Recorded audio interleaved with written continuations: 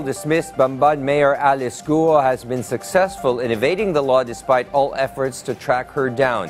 And if the latest revelation by a senator is to be believed, may no longer even be in the country. Considering the numerous cases that have been filed against the former local chief executive, her exact whereabouts become even more important not only for the Senate but for all the other concerned agencies.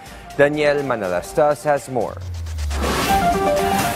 Senator Risa Hontiveros in today's Senate plenary session revealed that dismissed Mayor Alice Guo has allegedly left the country based on her latest information. That this person was already in fact out of the country on July 18, 2024 to Kuala Lumpur, Malaysia.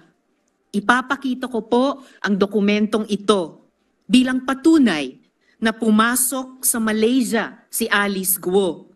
Siya po ay pumasok ng 12:17, 13 seconds military time ng July 18. Kaya ibig sabihin, umalis siya ng Pilipinas sa gabi ng July 17. Mr. President, hindi po pwedeng ipagkaila na siya ito dahil match na match po ito sa kanyang Philippine passport na ifa-flash ko ngayon. Maraming salamat sa NBI sa impormasyong ito. Patuloy ang pag-track nila kay Alice Guo. According to Hontiveros, she also has information Guo flew to Singapore. Kung saan nagtagpo-tagpo sila ng kanyang magulang na sina Lin Wenyi at Guo Jianzhong.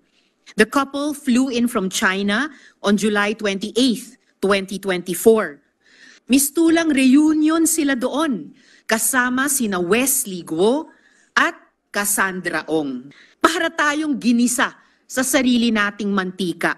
According to the Department of Justice, as far as they know, Guo is still in the country.